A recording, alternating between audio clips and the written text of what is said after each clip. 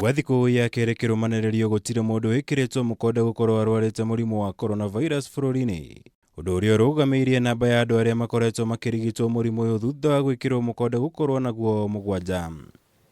No kũringana na minista wa ũgima wa mwĩrĩ bũrũri-inĩ Mũtahikagwo, ũndũ ũyũ ndũbatiĩ kũhe Akenya mwĩhoko wa maũndũ gũkorwo magĩrĩire, ĩndĩ mabatiĩ kwĩharĩria na mba ĩno gũkorwo ĩkĩongerereka na gĩkĩro kĩnene ica-inĩ ikuhĩ na kwĩhĩrĩria kwa maũndũ makĩria.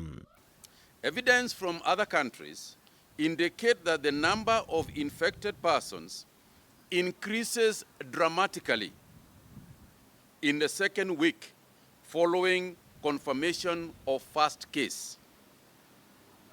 Consequently, the next 2 weeks are extremely critical for this country as we seek to contain the outbreak. We remain focused, emphasizing high levels of hygiene and maintenance of social distances as the most effective containment measures.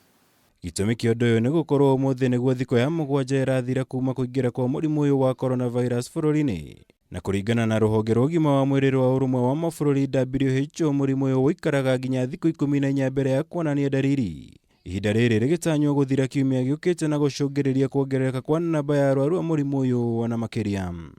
Our actions this coming week in particular will determine whether we shall go into a full-blown crisis with grave human economic consequences, or whether we shall limit the adverse impacts of this disease, save lives, and reduce the impact to our economy.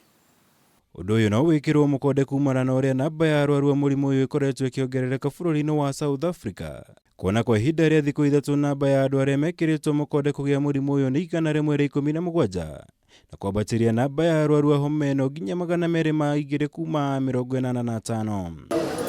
Gũkũ bũrũri-inĩ thirikari nĩ yanĩrĩire kũhe rũtha andũ 80 thutha wa kwaga kuonania ndariri cia mũrimũ ũyũ ihinda-inĩ rĩa thikũ 14, na iria marigĩtwo keheri nĩguo gũthimwo gũkũ maumĩrĩra ma andũ 3 matanyĩtwo mũthenya wa rũciũ, arĩ hamwe na raia wa bũrũri wa Italy na ũrĩa wĩigĩtwo keheri kaunti-inĩ ya Kilifi.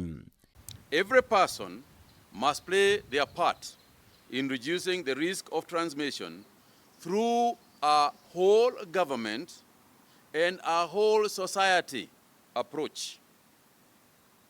If there is a moment in our country's history where we need to embrace a Harambee spirit, it is today. It is now. Ngirifuatara Kameme TV, Jitagwo Mora, Wagunya.